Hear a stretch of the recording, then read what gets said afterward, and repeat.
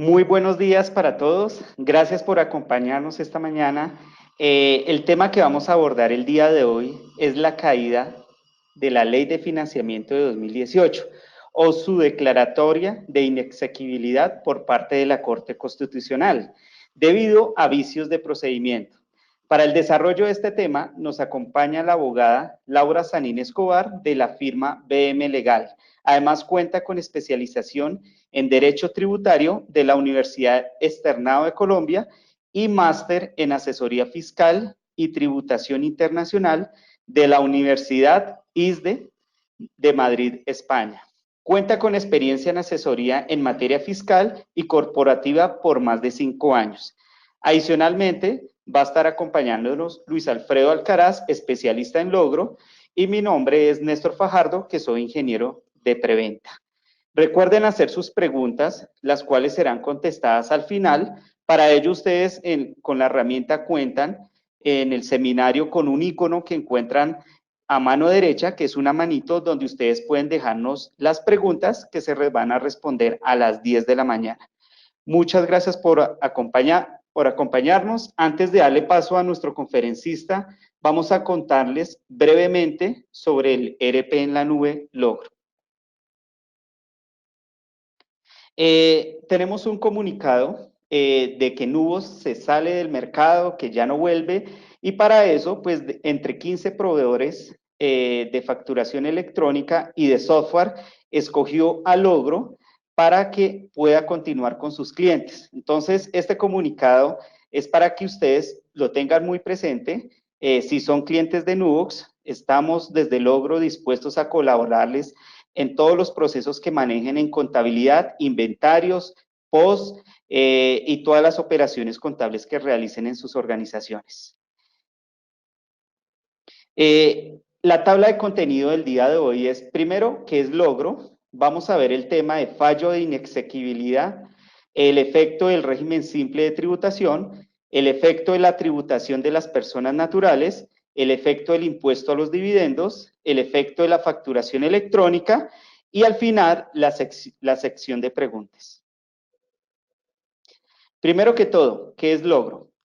Quiero comentarles que Logro es un ERP, ¿sí?, completo, que incluye los módulos de ventas, las empresas que manejan ventas post, adicionalmente pueden manejar las causaciones de las cuentas por pagar, de compras, de inventarios, pueden manejar su contabilidad, sus finanzas y pueden tener la facturación electrónica. Es simple de utilizar, es 100% en la nube, es un software totalmente robusto, en la cual cuenta con servidores Amazon y una base de datos Oracle que la hace totalmente adaptable para cualquier tipo de organización. Adicionalmente, tenemos nosotros, cuando ustedes adquieren como tal Logro, los beneficios para poder ingresar a la aplicación, lo pueden hacer a través de un PC de escritorio, de un portátil, y también pueden ingresar a través de dispositivos móviles. El sistema operativo para los computadores puede ser Windows, Linux o Mac a través del navegador Chrome. Pueden ingresar a través de un usuario y contraseña. El usuario es un correo electrónico. ¿Qué incluye dentro de lo que ustedes van a pagar mensualmente? Nosotros cobramos logros de acuerdo a la cantidad de usuarios y de acuerdo a la cantidad de facturas. De acuerdo a ese valor, ¿sí?, ya está incluido la implantación o configuración como tal del programa. Se distribuyen en sesiones para que ustedes puedan implementar rápidamente el programa con la facturación electrónica. Están incluidas las actualizaciones, o sea, ustedes no deben de pagar ningún costo adicional por las actualizaciones de la facturación electrónica y normas legales vigentes de la DIAN. El soporte es un horario amplio, de lunes a viernes de 7 a 8 p.m. y los sábados de 8 a 5. Tienen total acceso a la Universidad Logro, que es la documentación como tal del programa, y también cuentan con una aplicación en el celular que ustedes la pueden descargar para los gerentes, para ver información gerencial, información de ventas y ganancias como tal de la empresa. Ustedes pueden ingresar a nuestra página de logro.com, logro con doble G, en la cual van a encontrar los planes. Ustedes desde 60.000 pesos pueden tener logro, ¿sí? Con 2 usuarios y pueden hacer hasta 100 facturas de venta. Y de acuerdo a la cantidad de usuarios y cantidad de facturas que ustedes realicen, pueden obtener nuestro programa para el manejo como tal de la contabilidad, de la parte operativa de su empresa y la facturación electrónica. Si los clientes realizan pagos anticipados, van a tener una serie de beneficios. Se hacen pagos a 3 meses, a 6 meses y a 1 año. Vamos a contarles acerca de los beneficios que cuentan nuestros contadores aliados y las promociones que hay en la actualidad. Vamos a contarle que nuestros clientes, lo que son contadores, pueden tener una comisión del 15% de los clientes que suban como tal a su plataforma. Es una plataforma que va a tener los contadores gratuita, ¿sí? Y se les va a reconocer una comisión por los clientes que afilie y el usuario como tal del contador es totalmente gratuito. También queremos contarles que hay más promociones vigentes en la actualidad, en la cual ustedes pueden adquirir el plan básico, el plan emprendedor por un mes y van a tener totalmente gratuito 20 facturas electrónicas. Pero si adquieren este plan por 6 meses, van a tener 50 facturas electrónicas gratuitas. También ustedes pueden adquirir los planes que tienen más usuarios y más cantidad de facturas como el Negocios o el Pro, que pueden tener 150 facturas electrónicas gratuitas. Y el plan Premium, que es un plan que se paga anualmente, pueden tener 2.500 facturas electrónicas gratis de forma mensual.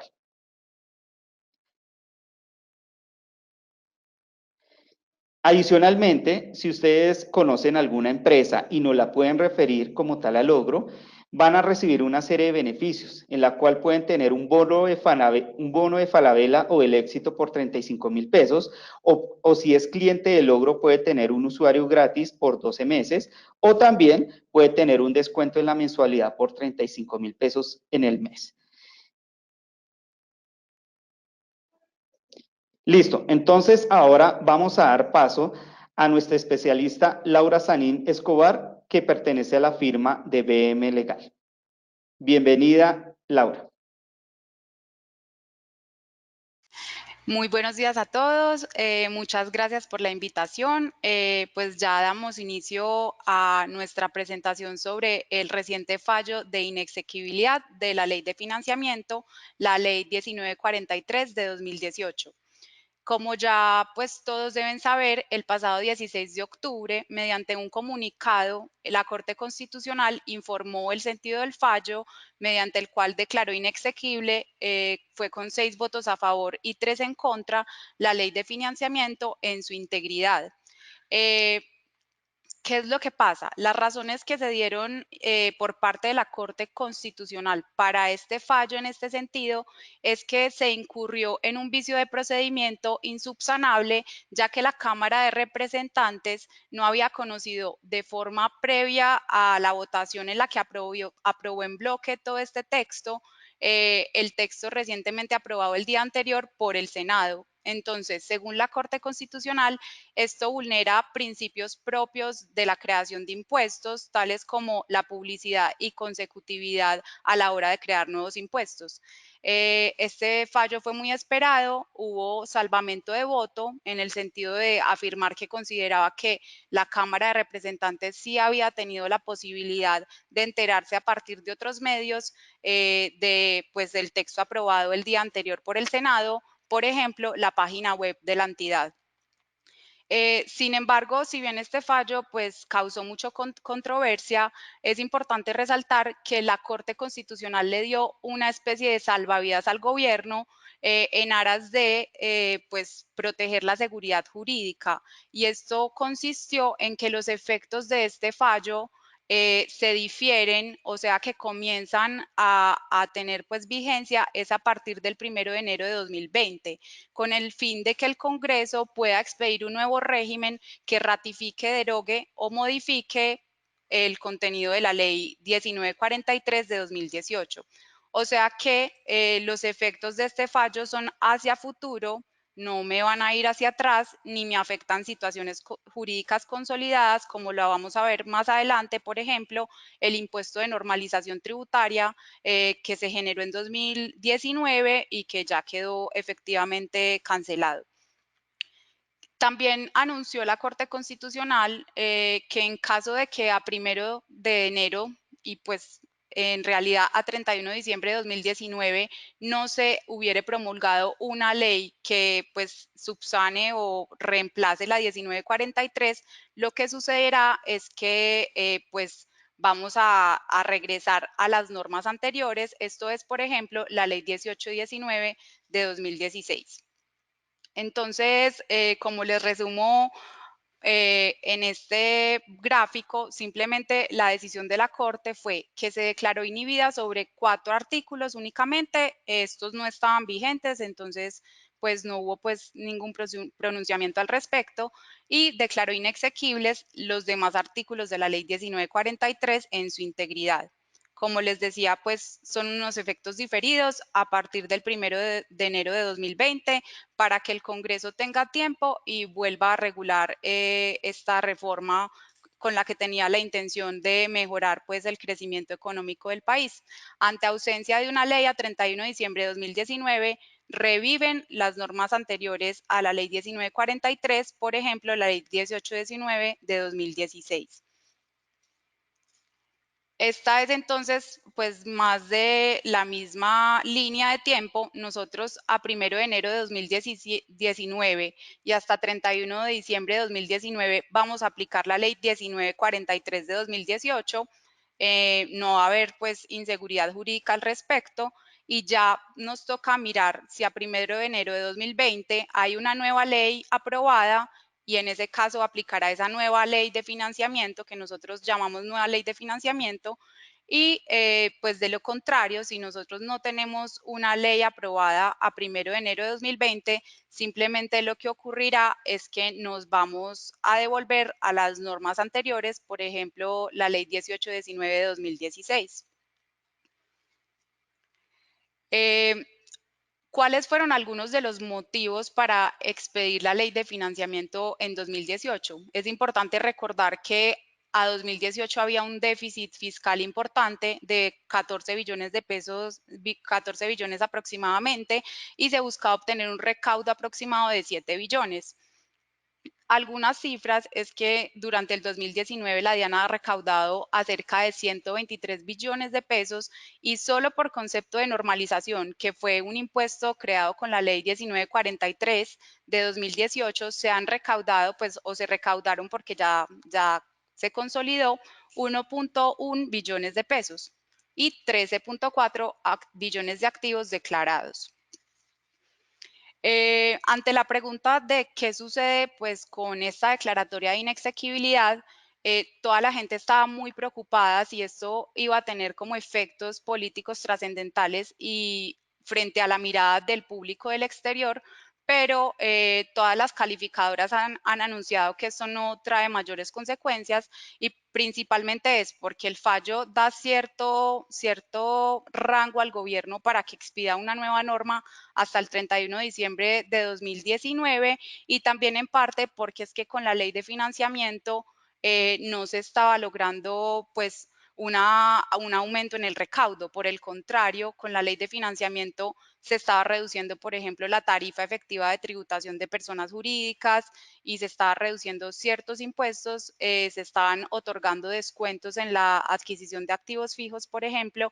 Entonces, si nosotros vamos a ver, digamos, este gráfico nos muestra que Colombia sin ley de financiamiento tendría una tarifa efectiva de tributación más o menos del 71.9%, mientras que con la ley se reduciría la tarifa efectiva de tributación al 54.6%.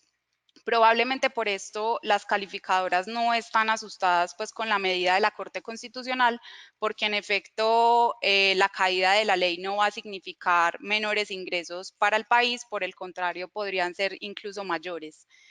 Eh, Algunos efectos que sí podrían pues incidir con esta declaratoria de inexequibilidad de la ley de financiamiento es que se afecta la confianza en la capacidad del gobierno de sacar adelante sus iniciativas legislativas, se afecta la confianza del inversionista por inestabilidad jurídica, debido a que ellos no van a saber a qué reglas se someten, se les pueden cambiar las reglas de juego constantemente y por ende se podría haber afectado el crecimiento económico del país y la generación de empleo. Por otro lado, se podrían afectar aquellas empresas que hicieron sus inversiones con base en una proyección de impuestos que creían les iba a aplicar y que posteriormente, pues esos impuestos definitivamente no les aplicarían. Por ejemplo, gente que confió en la economía naranja, el régimen de entidades holding, que ni siquiera alcanzó a ser reglamentado por el gobierno. Sin embargo, mientras estábamos preparando esta charla para ustedes, el pasado 22 de octubre ya informaron que se radicó un nuevo proyecto de reforma tributaria ante el Congreso y nosotros denominamos en la presentación ley de financiamiento, pero el Congreso, pues, el gobierno le dio el nombre de una norma para el crecimiento económico, el fortalecimiento de las finanzas públicas y pues finalmente, como lo había anunciado el ministro de Hacienda, este proyecto fue presentado casi idéntico a la ley 1943 de 2018, salvo por la eliminación de 8 de sus artículos que eran relativos al impuesto de normalización tributaria. Y de estos vamos a hablar a lo largo de la presentación, de lo que se incluyó en este proyecto, pero resaltamos en este momento que hay ciertos plazos que se extienden, como por ejemplo, nosotros en la ley 1943 teníamos un plazo para que los que estén obligados a facturar electrónicamente y no lo hubieran hecho, no incurrieran en sanciones si expedían factura o documento equivalente y si demostraban que la razón obedecía a impedimento tecnológico o una inconveniencia comercial justificada.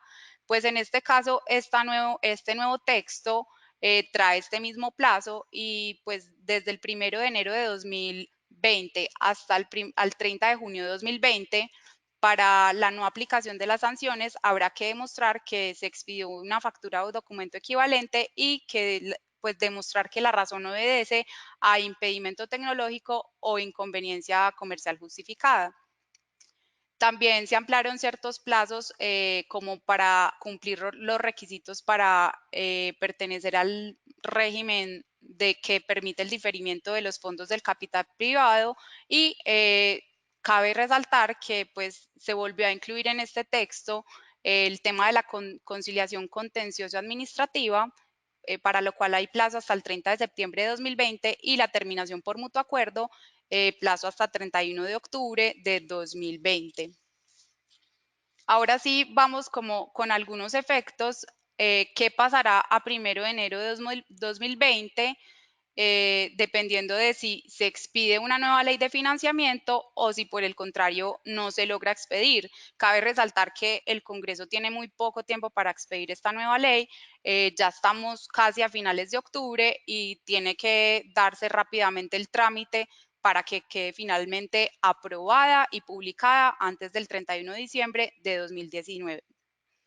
Entonces, por ejemplo, con el régimen simple de tributación, si se expide una nueva ley de financiamiento, podría haber régimen simple siempre que estos incluyan el nuevo texto. Desde ya les adelantamos que el proyecto radicado ante el Congreso incluye nuevamente el tema del régimen simple. Entonces, si este es aprobado a 31 de diciembre de 2019, para 2020 tendríamos otra vez régimen simple.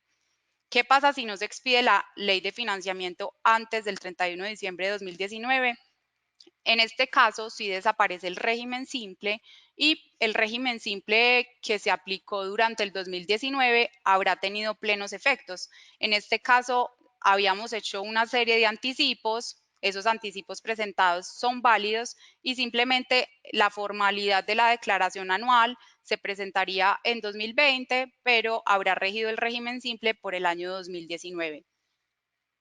Permítame, Laura, una intervención al respecto. Entonces, por ejemplo, nosotros en Logro hicimos todo un desarrollo para la implementación del régimen simple. Entonces, el régimen simple podría ser tanto la compañía como un cliente, como un proveedor. Eso tenía unos efectos. Por ejemplo, si yo era una compañía que estaba en el régimen simple, cuando le vendía a un responsable de IVA, ese responsable de IVA estaba en la obligación de practicarme RT IVA. Eso está debidamente parametrizado en logro. De igual manera, si yo soy una compañía que pertenezco al régimen ordinario y cuando le haga compras al régimen simple, debía practicar retención en la fuente por IVA, así no fuera gran contribuyente. Entonces, digamos que hay una tranquilidad absoluta en logro porque simplemente eso es paramétrico. Yo simplemente le digo al cliente, a la compañía o a un proveedor si pertenece o no al régimen simple. Vamos a suponer el caso funesto de que al 31 de diciembre no se aprobara una nueva ley, una nueva reforma tributaria. Simplemente a estos clientes, proveedores o compañías, yo le diría, usted pertenece al régimen ordinario a partir del 1 de enero del 2019 y el software va a funcionar de manera correcta. Alguien dirá, pero es que estamos hablando de responsable o no de IVA. Digamos que ya eso simplemente es una formalidad o una etiqueta que entraríamos a cambiar, pero la esencia no sería afectada.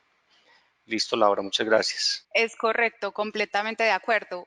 Simplemente ya no hablaríamos de responsables y no responsables, pero efectivamente ustedes hacen la parametrización y se obtendrían los resultados que anuncias.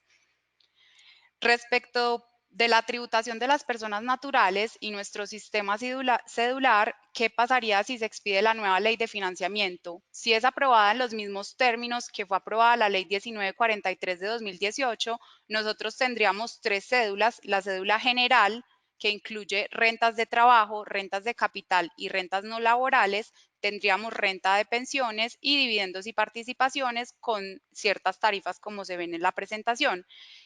Anunciamos que este tema fue incluido en el proyecto radicado el pasado 22 de octubre, entonces si este es finalmente aprobado y publicado, tendríamos las mismas tres cédulas que habrán regido para el 2019 a presentar en 2020.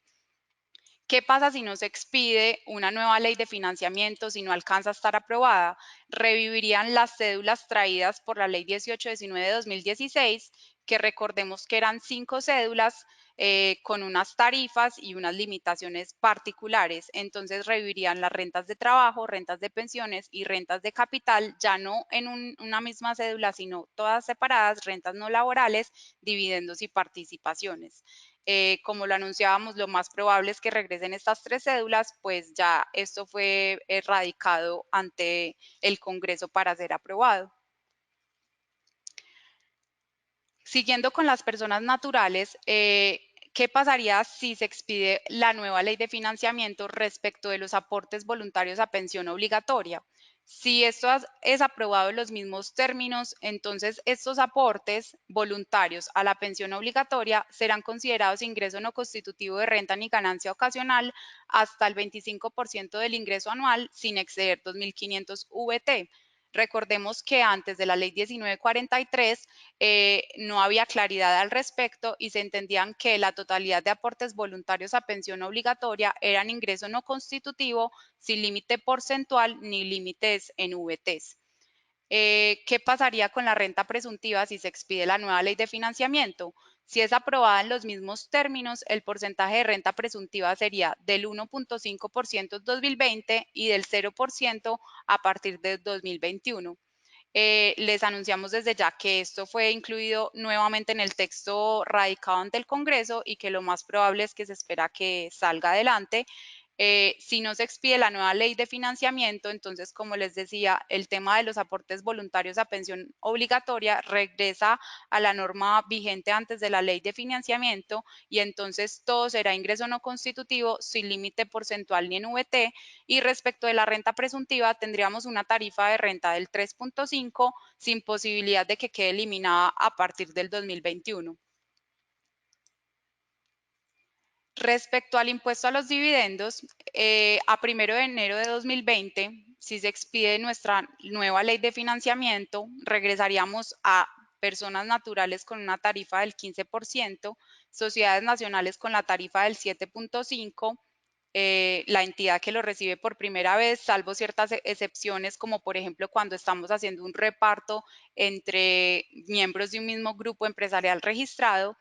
y sociedades o entidades extranjeras o personas naturales no residentes a una tarifa del 7.5%. Esto también fue incluido nuevamente en el texto radicado ante el Congreso, pero en caso de que este texto no sea aprobado a 31 de diciembre, reviviría lo previsto en el régimen anterior, esto es la Ley 1819 de 2016, y entonces las personas naturales tendrían una tarifa del 0, del 5 o del 10%, sociedades nacionales será un ingreso no constitutivo de renta o ganancia ocasional y las sociedades o entidades extranjeras tendrían una tarifa del 5%.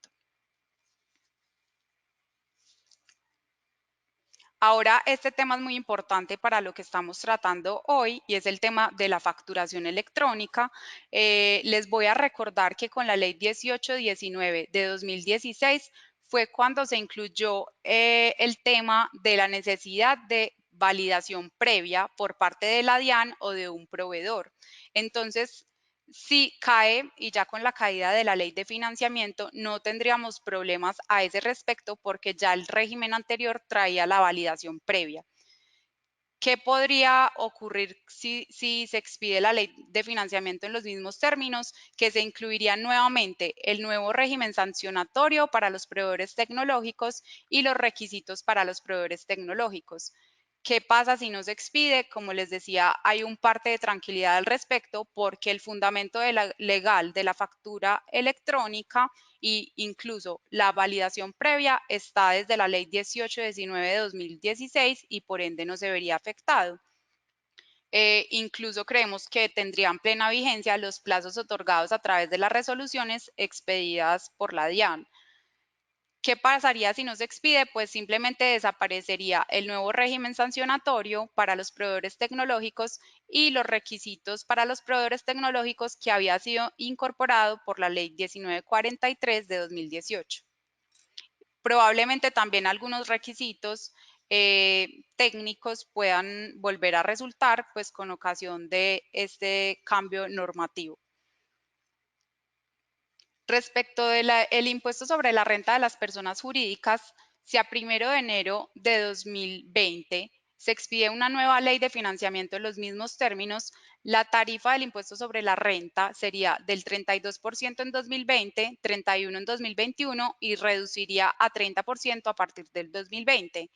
El tema de subcapitalización, si es aprobada igualmente en los mismos términos, aplicaría únicamente respecto de deudas con vinculados hasta el límite del resultado de multiplicar 2 veces el patrimonio líquido del año anterior, la regla 2:1, y aplicaría el descuento de IVA por adquisición en activos fijos, que era una gabela muy importante para todas las empresas.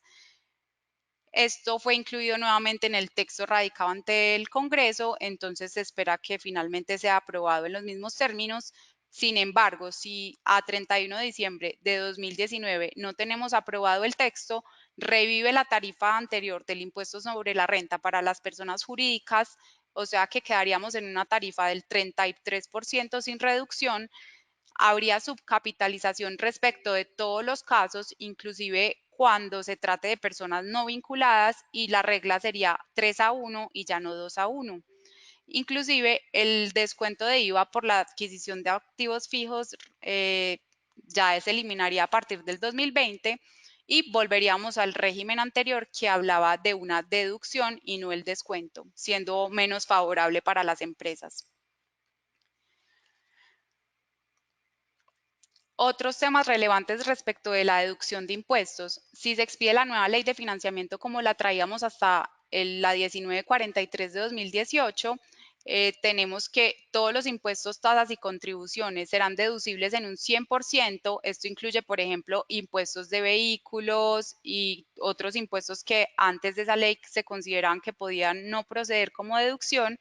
El gravamen a los movimientos financieros continuaría con el 50% deducible y estaría la oportunidad de tomar como descuento el impuesto de industria y comercio efectivamente pagado durante el año gravable.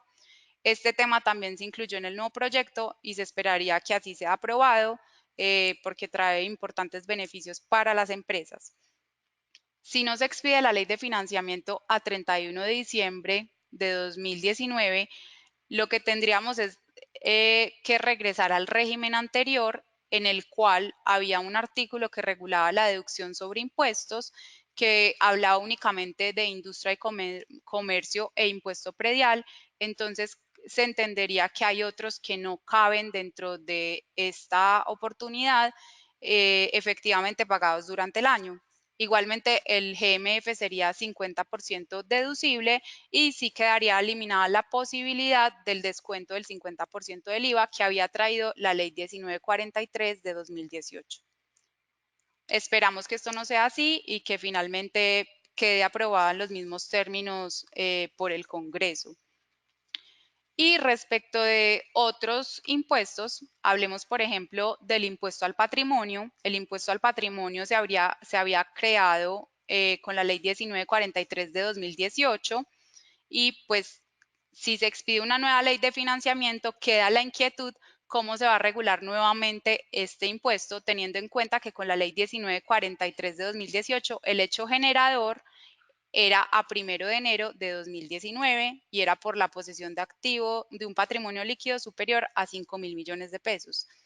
Ya les anticipamos acá que el proyecto radicado ante el Congreso consagra este mismo impuesto y queremos resaltar que va a haber una dificultad frente a este, porque el proyecto radicado consagra como hecho generador el mismo hecho generador que tenía la ley 1943, que es un patrimonio líquido superior a 5.000 millones de pesos a 1 de enero de 2019.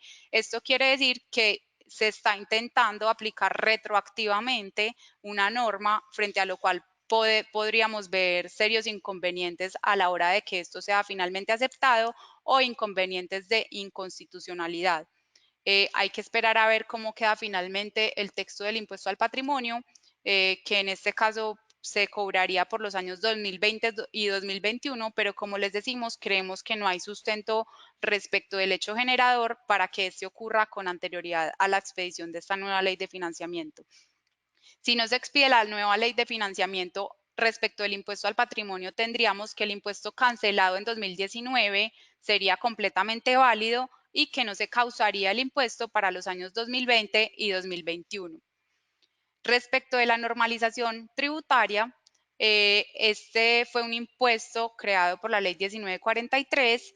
Este ya no aplicaría en este nuevo proyecto de ley, básicamente porque la normalización tuvo como hecho generador la posesión de activos omitidos o pasivos inexistentes a 1 de enero de 2019. Ya ese hecho generador ocurrió, inclusive ya se dio el pago del impuesto de normalización en septiembre de 2019. Entonces, simplemente, si no se expide la nueva ley de financiamiento, la normalización efectuada sería completamente válida, porque recordemos que la Corte determinó que durante 2019 sigue rigiendo la ley 1943 y simplemente en este nuevo proyecto nos incluye. Al respecto, quisiéramos resaltar que al eliminar por completo todas las referencias a normalización en este nuevo proyecto de reforma tributaria, podría generar ciertos inconvenientes a la hora de que la DIAN vaya a fiscalizar las normalizaciones efectuadas en 2019, ya que no tendría un sustento legal para determinar si fue bien o no determinada la base gravable por el contribuyente, y otros temas de procedimiento que no vemos incluidos en este nuevo texto. Básicamente, esa es la información que les teníamos sobre la declaratoria de inexequibilidad de la ley. Esperamos que esta sea aprobada en los mismos términos y rápidamente antes de que culmine el año 2019 y que no haya mayor traumatismo para todos debido a este cambio normativo. Simplemente resaltamos el parte de tranquilidad y la sentencia de la Corte Constitucional, y fue que sus efectos son diferidos, o sea que aplican a partir del 1 de enero de 2020 y que por ende para el año 2019, desde 1 de enero hasta 31 de diciembre, tendremos vigente la ley 1943 de 2018. Quedamos atentos a cualquier duda que tengan al respecto y esperamos vernos en otras oportunidades. Muchas gracias, Laura. Invitamos a nuestros clientes que a mano derecha encuentran hay una manito donde ustedes pueden dejarnos las preguntas, las inquietudes que tengan acerca del seminario del día de hoy. Laura, nos mencionaron la siguiente pregunta el señor Manuel García. Él dice, Sí. tengo como plazo para comenzar a facturar electrónicamente el 1 de diciembre de 2019.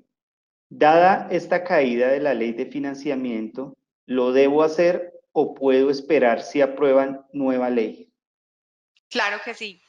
Lo más recomendable sería que sí hicieran. ¿Y esto por qué? Porque durante el 2019 tenemos vigentes las leyes que me dicen que estoy obligado a facturar electrónicamente, incluso los plazos señalados por la DIAN.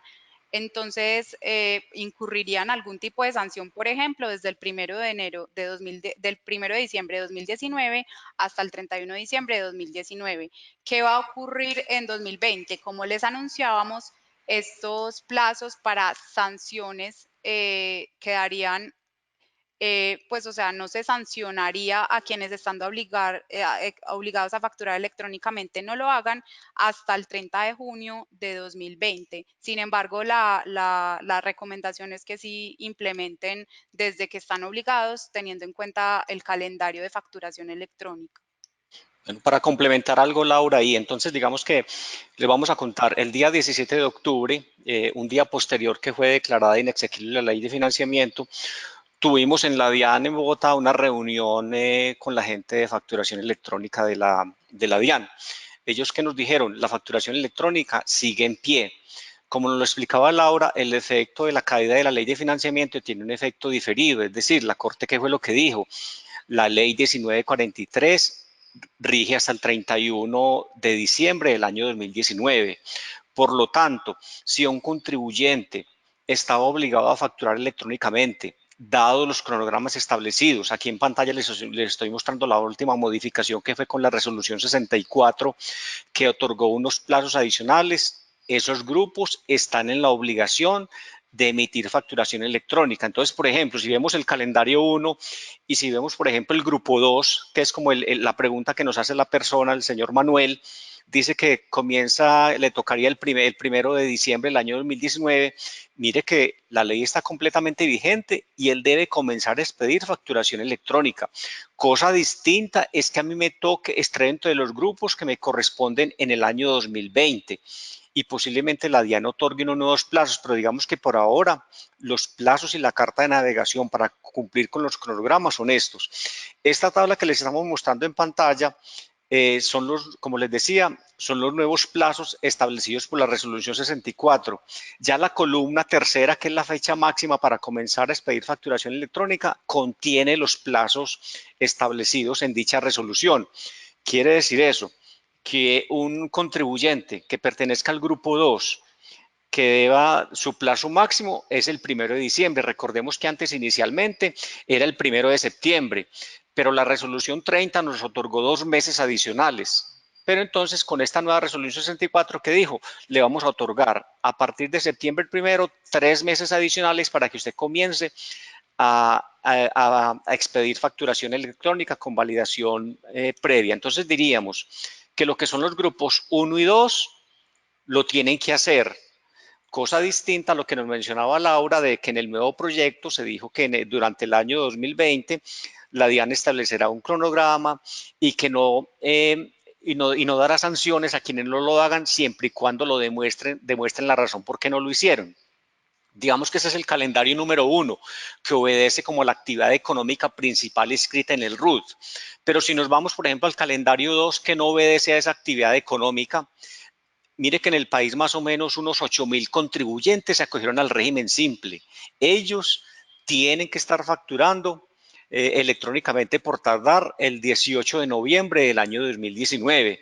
Y si nos vamos para el grupo 2, que este grupo 2 incluye a los grandes contribuyentes y a todos los facturadores electrónicos actuales sin validación previa, lo tienen que hacer por tardar hasta el 2 de diciembre del año 2019.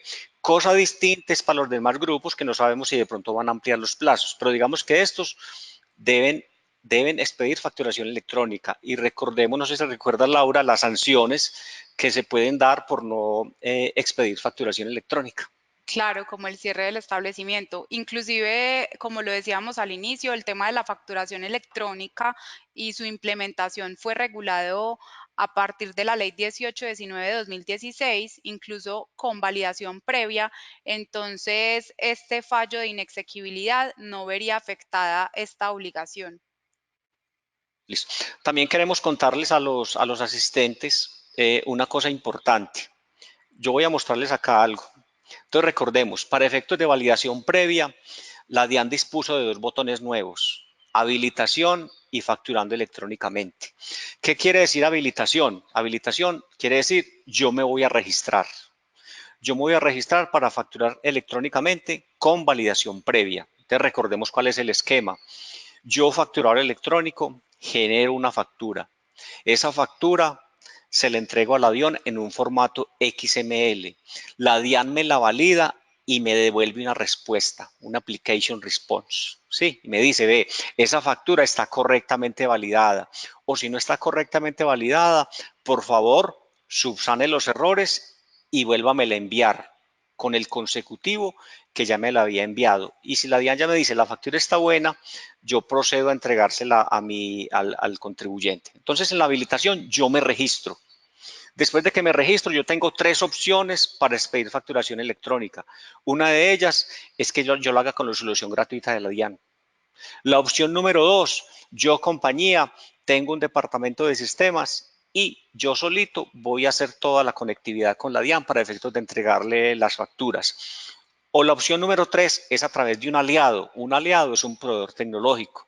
Ahí entramos nosotros. Logro es un producto de la compañía PSL. PSL es proveedor tecnológico. Entonces les estaba diciendo que por favor mucho cuidado con la fecha que definen en esa ventana que sale en habilitación, que es la fecha de iniciar la producción, porque una vez definida esa fecha, se debe comenzar a expedir facturación electrónica.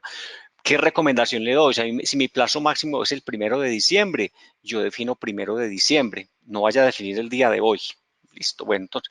Y lo segundo es que cuando yo ya he logrado ese proceso de habilitación y he definido esa fecha, la DIAN de oficio me actualiza el RUT con la responsabilidad 52. Es decir, soy facturador electrónico con validación previa. Después de que tengo ya esa actualización en el RUT, ¿qué me toca hacer? Pedir nuevos consecutivos. Los consecutivos se piden por la misma plataforma del MUISCA.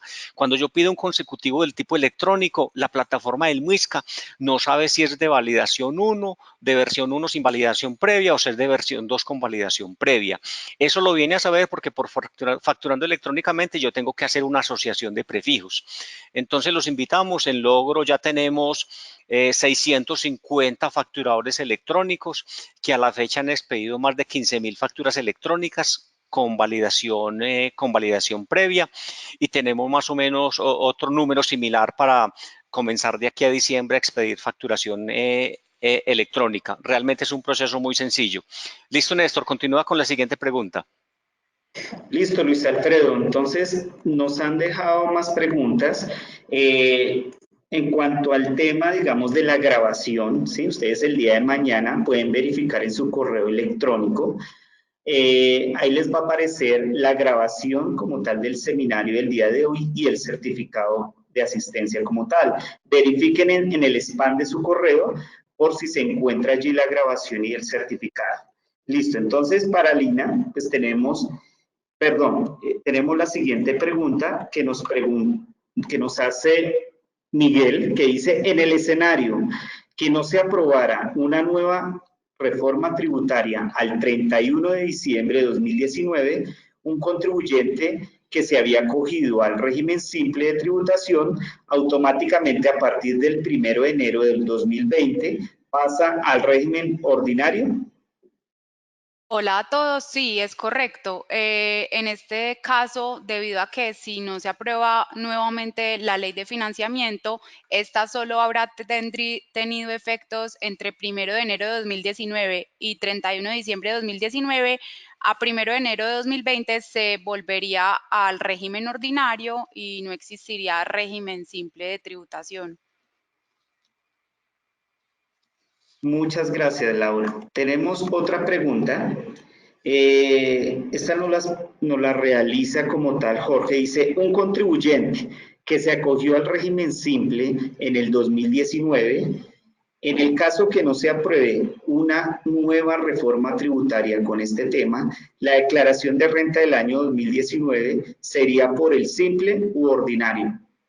Esta es muy buena pregunta, pues una muy buena pregunta. Sería por el régimen simple, porque los temas sustanciales habrán regido por todo el año 2019. Recordemos que cuando son impuestos de periodo, pues rigen a partir del periodo siguiente, en este caso rigieron a partir de 2019 y simplemente en 2020 lo que vamos a tener es una formalidad que es la presentación de la declaración, pero habrá regido el régimen simple por el 2019, la declaración de régimen simple se presenta en 2020, es completamente válida y se podrán imputar los anticipos pagados en el año 2019. Muchas gracias, Laura. Tenemos otra pregunta que nos realiza como tal los asistentes. Dice, ¿por qué se dice que sin la ley de financiamiento el recaudo es mayor? Claro que sí. Se dice que el recaudo es mayor básicamente porque la ley de financiamiento tiene por finalidad, y así también lo prevé este nuevo texto radicado ante el Congreso, y es aumentar el crecimiento económico, mayor inversión en el país y pues trae una serie de incentivos y reducciones a la tarifa del impuesto, por ejemplo, de la renta de las personas jurídicas. Como veíamos, si la ley continúa como va, a 2022 tendríamos una tarifa del 30% para las personas jurídicas, mientras que si la ley cae y no se aprueba una nueva ley hasta este 31 de diciembre, volvemos a la tarifa anterior, que es del 33%. Y hay otra serie de gabelas otorgadas a las empresas para fomentar el crecimiento económico y el aumento del empleo, que hacen que esto no se traduzca en un mayor recaudo, pero sí que ante los ojos de los internacionales sea un lugar atractivo para la inversión. Entonces, como les mostrábamos algunas cifras en nuestra presentación, sin la ley de financiamiento tendríamos una tarifa efectiva de tributación del 71.9, mientras que con la ley reduciría al 54.6. Por ejemplo, la ley de financiamiento trajo el descuento del IVA por la adquisición de activos fijos, cosa que no estaba contemplada en el régimen anterior, y que esto ayuda a reducir significativamente la tarifa efectiva de tributación, en particular de las empresas. Muchas gracias, Laura. Tenemos la siguiente pregunta, nos la hace Natalia Pulido, dice, desde hace mucho tiempo se dice que en Colombia se requiere una reforma tributaria estructural. ¿Esto a qué se refiere? Claro que sí. En realidad, ¿qué es lo que ha sucedido a lo largo del tiempo? Es que estas reformas han sido y salen respecto de una necesidad particular, de algún déficit fiscal, de alguna necesidad del gobierno, y siempre no se estudian con el debido tiempo. Como vemos, normalmente se radican a finales de octubre, son aprobadas casi que el 31 de diciembre o el 28 de diciembre, y a lo que nos referimos con una reforma estructural es que sea una reforma muy bien pensada, que regule como todos los aspectos que vemos que no han funcionado, que implemente otros que creamos necesarios, y esto no se lleva a cabo simplemente por la urgencia o necesidad de recursos. Entonces a esto se refiere con una reforma estructural. Probablemente sea también reducción de la tasa efectiva de tributación de las empresas, que en Colombia es demasiado alta, y esto nos pone en situación de desventaja frente a otros países que tienen una tasa efectiva de tributación más buena y positiva a los ojos de los inversionistas. Muchas gracias, Laura, por tu respuesta. Nos hacen otra pregunta. Dice, si no se aprueba una nueva reforma tributaria, ¿qué pasa con la versión de la facturación electrónica con validación previa que introdujo la ley 1943 en el artículo 616 del Estatuto Tributario, parágrafo 1, que dice, Todas las facturas electrónicas para su reconocimiento tributario deberán ser validadas previo a su expedición por la DIAN. ¿Volveríamos a la versión sin validación previa?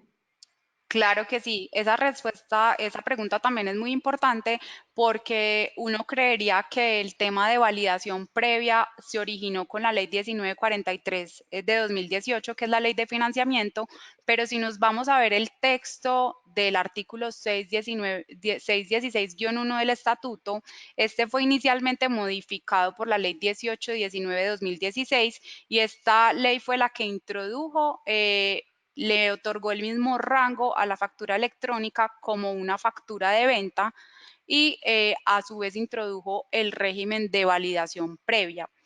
Lo que pasa es que la 1943 hizo alguna modificación al parágrafo primero, pero no respecto al tema de validación previa que estaba ya previamente desde la 1819, sino que incluyó y le amplió la potestad a la DIAN de reglamentar los requisitos que tenía que tener esta factura.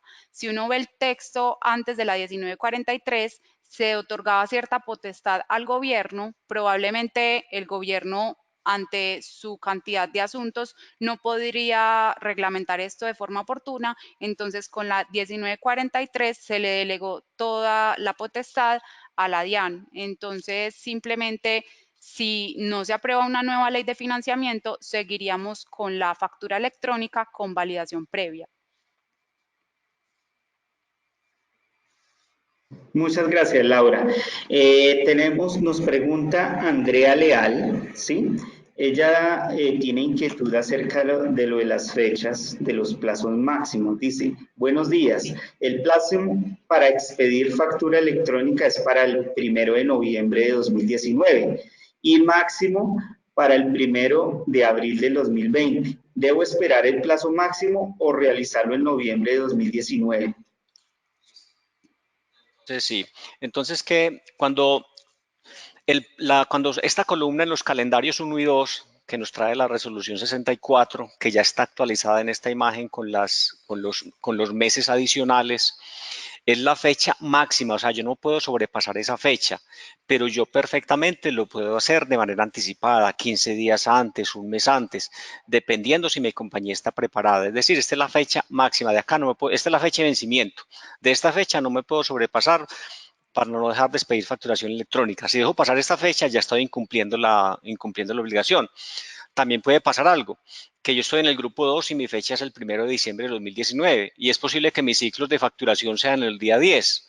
Pues una compañía comenzará a expedir realmente su facturación electrónica con validación previa el día 10 porque es su ciclo de facturación, ¿cierto? Lo importante es que no vaya a expedir ni sin validación previa y por otros medios facturación electrónica, es decir, por computador. Efectivamente, un POS convive con facturación electrónica. Muchas gracias, Luis Alfredo. Tenemos otra pregunta, nuevamente Andrea Leal, dice, un profesional independiente que solo factura unas 10 facturas al año, ¿está obligado a expedir facturación electrónica? Entonces, digamos que en estos calendarios, digamos que casi que todo mundo tiene que estar, y si es entonces hay que entrar a mirar, si es responsable de IVA, ¿cierto? Está obligado a expedir facturación electrónica y caerá en alguno de estos cronogramas, ¿cierto?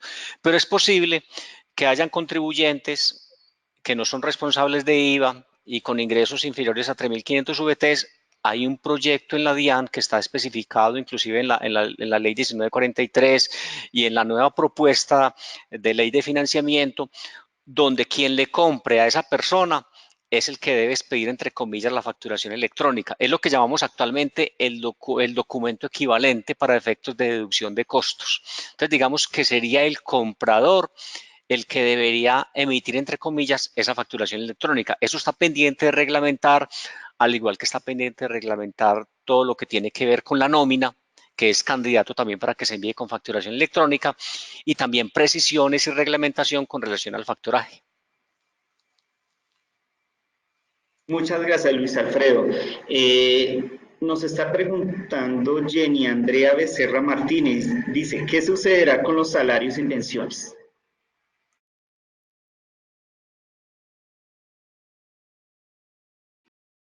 Respecto de salarios y pensiones, pues tenemos que, si no es aprobada la ley de financiamiento en los mismos términos, volvemos a la tributación anterior.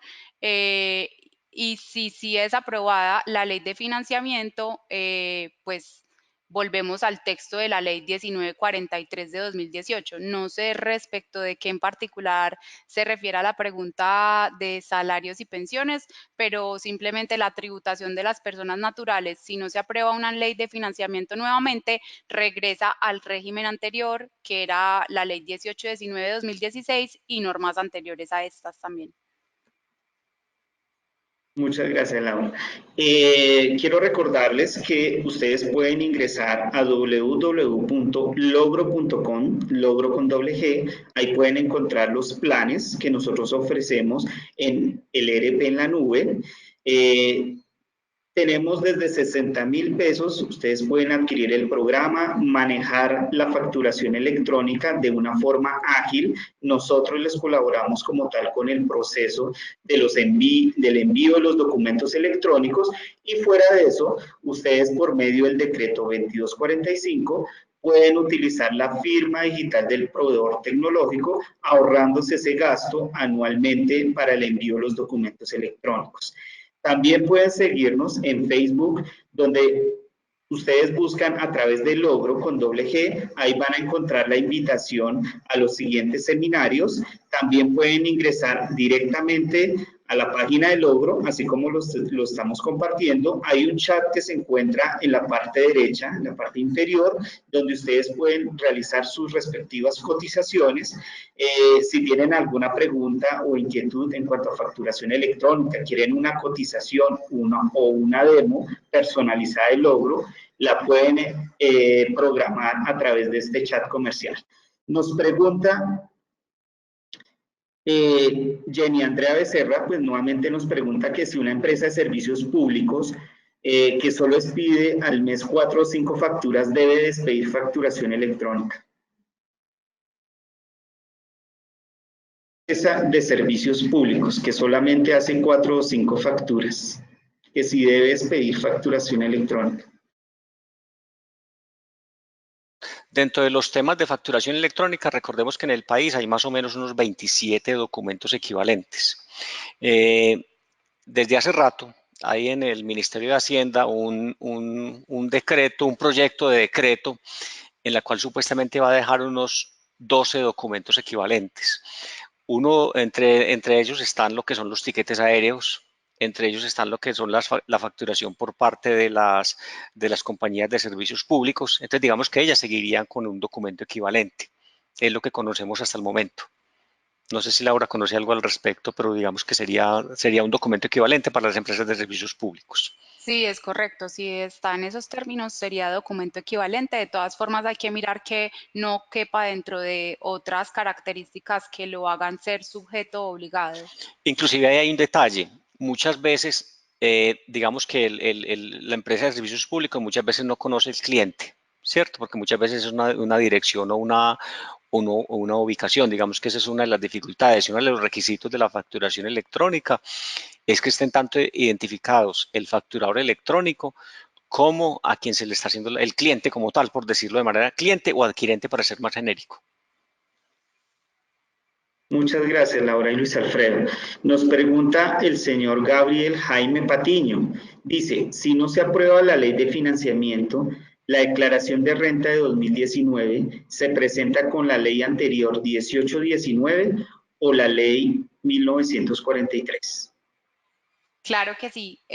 Pues como durante el 2019, de 1 de enero a 31 de diciembre, habrá regido la Ley de Financiamiento, Ley 1943 de 2018, tendremos que la declaración de renta a presentar en 2020 se presenta con base en la Ley 1943. Esto es que tendremos únicamente las 3 cédulas. Simplemente en 2020 lo que yo estoy haciendo es la formalidad de presentar la declaración, pero el periodo gravable como tal del impuesto sobre la renta es de 1 de enero de 2019 a 31 de diciembre de 2019 y por ende le aplican las normas de la ley 1943 de 2018. Gracias, Laura. Nos pregunta Sandra Costa, los talonarios de papel en un local comercial para las ventas al mostrador ya no tendrán validez con las facturas electrónicas. Yo entiendo que no tienen validez y que requerimos pues obligatoriamente la facturación electrónica siempre que cumplan pues con los requisitos para considerarse obligado a facturar electrónicamente, por lo cual el talonario de papel no sería una factura válida o un documento válido. Pues ahí también para complementar había como que tener en cuenta. Entonces recordemos que lo que es la venta post, por ahora sigue siendo un documento equivalente. Pues entonces es posible que a pesar de que yo sea facturador electrónico, las ventas en mi punto de venta las maneje con facturación post. Pero ¿cuál va a ser el problema? Que venga una gran compañía, haceme una gran compra y me diga, no, es que a mí ese post no me sirve porque es que a mí no me van a aceptar los costos y deducciones. Entonces, posiblemente ahí me toque es expedirle factura electrónica, ¿cierto? Entonces, digamos que eso depende, muchas veces depende. Si es una persona natural que no lleva contabilidad, que ni declara, o cuando uno va a un supermercado a comprar, pues digamos a uno que a uno no le importa mucho la factura electrónica por la compra que haga, así sea demasiado grande, porque para uno eso no implica absolutamente nada. Pero para una compañía que de pronto compre suministros o cosas muy representativas, desde luego que te van a comenzar a exigir esa facturación electrónica por efectos de las deducciones. Correcto, súper importante el tema de que sí sea un costo de deducción y el requisito de que se cuente con la factura electrónica para su procedencia. Muchas gracias, Laura y Luis Alfredo. El señor Juan Carlos Gómez nuevamente nos hace la pregunta, sí, reitera la pregunta, de pronto dando más claridad. Dice, reitero respecto del tema de los plazos para la facturación electrónica, si tengo plazo para facturar el 1 de diciembre, la aplicación del régimen sancionatorio por efectos de la caída de la ley 1943 solo me podrá ser aplicado desde el 1 de enero de 2020. ¿Podríamos decir que es posible tomarme esa fecha como una probable fecha máxima?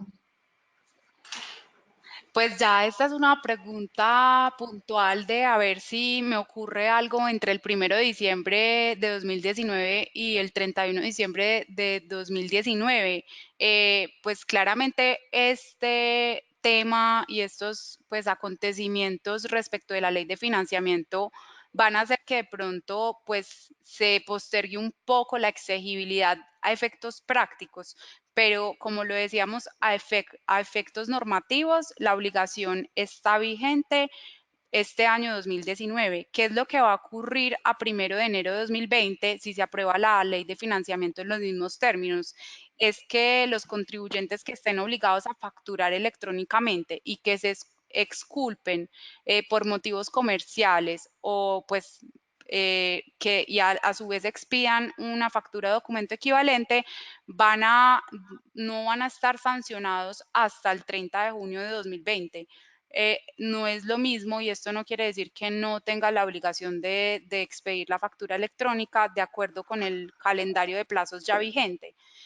Sí podrá ocurrir que de pronto el gobierno, ante tanta normativa de incertidumbre, vuelva y prorrogue plazos o pues la misma administración tributaria, la DIAN, el otro año vuelva y establezca unos nuevos plazos para tener mayor claridad al respecto.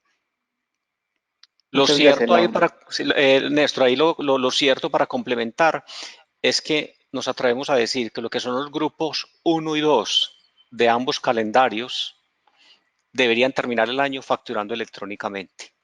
Sí, digamos que los dos que podrían tener un espacio, como lo menciona Laura, serían a partir de los grupos 3 de cada uno de los calendarios. Pero mire que, por ejemplo, el grupo 3 del calendario 1, su fecha máxima es el 1 de enero del año 2020. Entonces, digamos que uno se entra como en esa incertidumbre. Y cuando uno le dicen, explique el por qué, ¿cierto? Porque usted no pudo salir, entonces digamos que de pronto tiene que ser un argumento muy, muy valeroso como para uno saber sustentar el por qué no comenzó a expedir facturación electrónica. Entonces, concluyendo, grupos 1 y 2 de ambos calendarios debieran terminar el año facturando electrónicamente. Y casi quien no diría que el 3, porque es que ya el 0101 del 2020 es muy cercano. Muchas gracias, Luis Alfredo. Nos están preguntando que si esta conferencia queda grabada. Sí, claro que sí. El día de mañana, ustedes en su correo electrónico van a recibir la grabación como tal de este seminario y el certificado de asistencia. Por favor, verificar el correo, inclusive en el spam, es el correo con el cual se inscribieron como tal al seminario. Nos pregunta Sandra Costa, ¿sí? Dice, es decir que para el año 2020 la DIAN ya no emitirá resoluciones de facturación por papel. Pues es probable. Sí, entonces, a ver, entonces recordemos que el calendario tal como está previsto, ¿cierto? Ellos abarcan unas fechas que van hasta el 10 del 2020. Entonces, digamos que hasta ese momento van a existir las diferentes resoluciones de numeración, es decir, vamos a tener la facturación electrónica, vamos a tener el POS, vamos a tener computador, porque es que no todos los actores o no todos los facturados electrónicos van a entrar al mismo tiempo. Y hay un tema que quiero mencionar. Cuando se pide facturación electrónica, se habla de un tema de contingencia. Entonces, la contingencia hay que verla como en dos sentidos. Sentido número uno, que la DIAN entró en contingencia, es decir, estoy en el esquema de validación previa, yo le mando a la DIAN el XML con la factura y digamos que el sistema nuevo de la DIAN para validación previa no está disponible. La DIAN definió un protocolo y nos dijo, en un minuto usted me envía la factura y me hace 4 intentos a ver si yo ya le devolví la respuesta. Si en ese minuto yo no le he contestado, yo le devolveré un código de error, que es el código 500, por decir cualquier cosa. Yo no pude validarle la factura electrónica. En ese caso, yo lo autorizo a usted para que le entregue la factura al cliente. O sea que la factura se da por expedida, a pesar de que la factura no fue alcanzada a validar por la DIAN. Pero eso no me exime a mí como facturador electrónico de que yo tenga que entregarle a la DIAN la factura electrónica 48 horas después de que la DIAN haya superado la contingencia. Entonces, digamos que ahí le explicamos la contingencia que tiene que ver con la DIAN. Ahora miremos el caso de la contingencia del facturador electrónico. Entonces, vamos a poner que yo soy una compañía y yo tengo logro. Y vamos a poner que por alguna circunstancia se cayó logro. Todas estas cosas tecnológicas, como lo que nos pasó el día de hoy, eso es susceptible de pasar con la tecnología. Digamos que el logro tuvo una caída y yo tenía que expedir obligatoriamente una factura. Posiblemente yo, como contingencia, pueda tener una resolución de facturación tipo talonario. Pero ¿qué debo hacer después? Cuando logro supere la contingencia, voy a tener 30 días para mandarle esa factura a la DIAN. Pero ¿cuál es el título de valor? ¿Cuál es la connotación de título de valor de la factura? El talonario que yo le entregué a mi cliente. Simplemente lo otro, yo lo que estoy haciendo es mandarle a la DIAN para que la DIAN tenga en su receptáculo toda esa facturación. Entonces, posiblemente no van a desaparecer. Lo que es que es muy importante saber manejar esos temas de contingencia. Soy facturador electrónico, todas mis facturas tienen que ser electrónicas con validación previa. Tengo un punto de venta, pues desde luego que puedo tener documento, que puedo tener facturación post. Tengo una contingencia en mi sistema de facturación, puedo utilizar un talonario y después tengo que transcribirlo y entregárselo a la DIAN. Entonces sería esa como la respuesta. Correcto. Muchas gracias, Luis Alfredo. Ya respondimos todas las preguntas que nos dejaron como tal en el chat. Muchas gracias por la participación como tal al seminario. Disculpas porque hubo un inconveniente como tal tecnológico, un inconveniente de internet. Los invitamos al siguiente seminario. No se les olvide que cada miércoles nosotros realizamos un seminario a las 9 de la mañana. Pueden ingresar a www.logro.com, logro con doble G. Se pueden inscribir a los siguientes seminarios exclusivos como tal de facturación electrónica y también seminarios acerca de nuestro ERP en la nube Logro. Muchas gracias por su participación. ¿Algo adicional, Luis Alfredo, que quieras comentar? ¿O Laura? No, Laura, no, gracias por la asistencia a todos y estaremos pendientes de la evolución de este tema de la nueva reforma tributaria para estarles contando y tenerlos al tanto. Claro que sí, muchas gracias a todos por la asistencia y presencia en la exposición.